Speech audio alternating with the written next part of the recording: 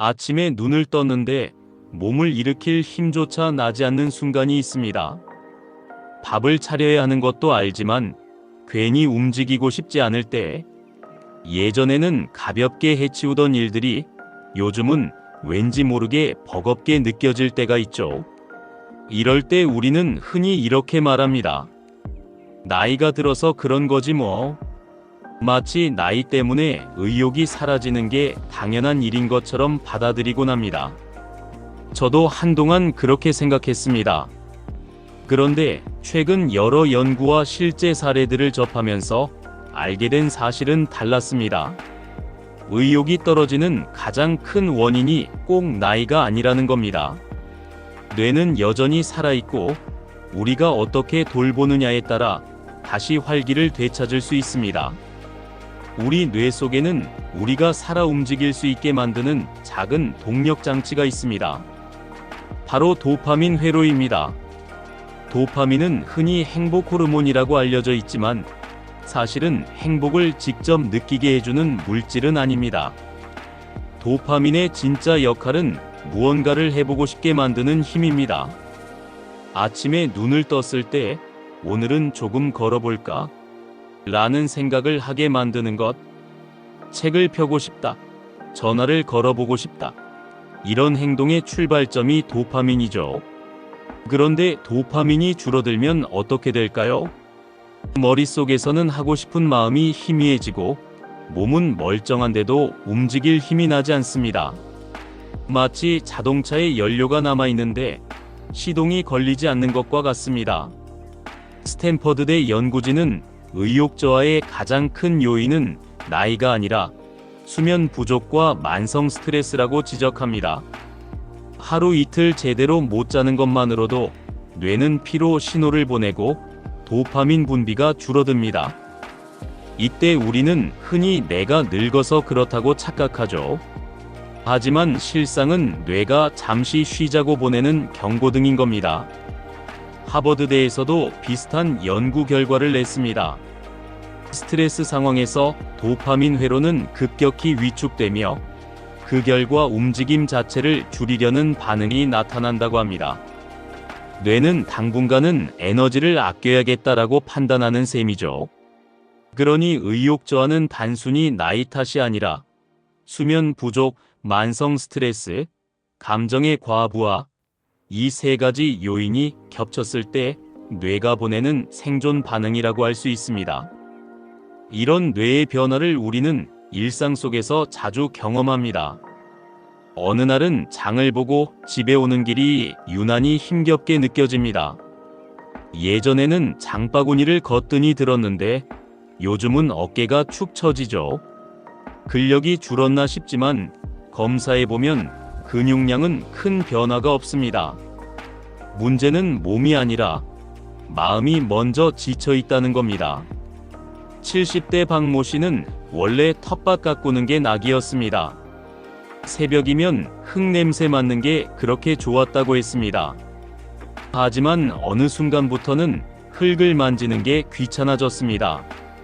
나이가 드니 그런가 보다 생각했지만 건강검진에서는 큰 이상이 없었습니다. 의사는 수면이 불규칙하고 스트레스가 누적돼서 그렇다며 충분한 휴식과 작은 활동을 권했습니다. 박 씨는 집 앞을 10분만 걸었는데도 기분이 달라졌다고 했습니다. 이게 뭐라고? 그냥 바람 쐰 건데 힘이 나더라고요. 또 다른 예로 노래하는 걸 좋아하던 60대 여성은 어느 날부터 노래가 재미없다고 했습니다. 목소리가 안 나오는 것도 아니고 음정이 틀리는 것도 아니었는데 그저 하기 싫다는 마음이 앞섰습니다. 그녀가 한 말이 기억납니다. 노래가 힘든 게 아니라 마음이 무겁더라고요. 이처럼 의욕의 상실은 몸보다 뇌의 신호가 먼저 오는 경우가 많습니다. 저 역시 비슷한 경험을 했습니다. 책을 읽으려고 앉아도 집중이 안 되고 TV를 켜도 재미가 없던 시절이 있었습니다. 그때 저는 나도 이제 나이가 들었구나 하고 생각했죠. 하지만 우연히 동네 공원을 산책한 날 발걸음과 함께 머릿속이 맑아지는 걸 느꼈습니다. 그 순간 깨달았습니다. 아, 몸이 늙은 게 아니라 뇌가 지쳐 있었던 거구나. 이렇듯 무기력은 게으름이 아니라 뇌가 보내는 SOS 신호입니다. 그걸 나이 탓으로만 넘겨버리면 뇌는 점점 더 깊은 무기력 속으로 들어가 버립니다. 다행히 뇌는 회복력이 빠른 기관입니다. 잠시 충전만 해줘도 도파민은 다시 흘러나오기 시작합니다. 그 방법은 생각보다 간단합니다. 첫째, 짧은 산책입니다. 하버드대 연구에 따르면 단 10분만 걸어도 도파민이 활성화되고 뇌는 새로운 자극을 받습니다. 공원까지 갈 필요도 없습니다. 집 앞 편의점에 다녀오는 길, 버스 정류장 두세 정거장전에 내려서 걷는 길, 그 짧은 움직임이 뇌를 깨웁니다. 한 60대 남성은 퇴직 후 무기력감에 빠져 있었는데 매일 아침 15분씩만 걷는 습관을 들이고 나서 다시 살아나는 기분이 든다고 했습니다. 둘째, 호흡과 휴식입니다. 억지로 무언가를 해내려 애쓰기보다 잠시 멈추는 게 더 효과적일 때가 있습니다. 의자에 앉아 눈을 감고 숨을 길게 들이마셨다가 천천히 내쉬기를 5번만 해보세요. 심장 박동이 안정되고 뇌는 긴장을 풀면서 다시 도파민을 분비하기 시작합니다.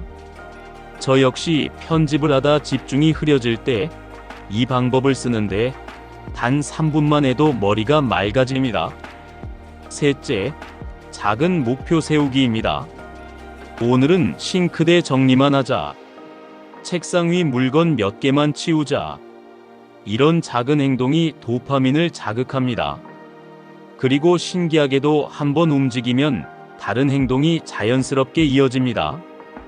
심리학에서는 이를 성취의 연쇄 효과라고 부릅니다. 작은 성취가 또 다른 성취를 불러오는 것이죠. 이 세 가지는 단순해 보이지만 꾸준히 실천하면 뇌의 무기력 회로를 끊어낼 수 있습니다. 그리고 나이 때문이야 라고 넘겼던 의욕 저하가 사실은 회복 가능한 뇌의 신호라는 걸 깨닫게 됩니다. 우리는 흔히 나이가 드니 의욕이 없다고 말합니다. 하지만 연구와 경험이 알려주는 사실은 다릅니다. 의욕은 나이가 빼앗아가는 게 아니라 지친 뇌가 잠시 멈춰 선 것일 뿐입니다. 작은 산책, 짧은 호흡, 사소한 성취, 이 세 가지 습관이 도파민을 다시 일깨웁니다. 오늘 내가 내 뇌를 어떻게 돌보느냐에 따라 내일의 활력은 달라집니다. 의욕은 사라진 게 아닙니다. 잠시 숨어 있을 뿐, 언제든 다시 깨어날 준비가 되어 있습니다. 그리고 그 시작은 거창한 것이 아니라 지금 당장 할 수 있는 작은 실천 속에 있습니다.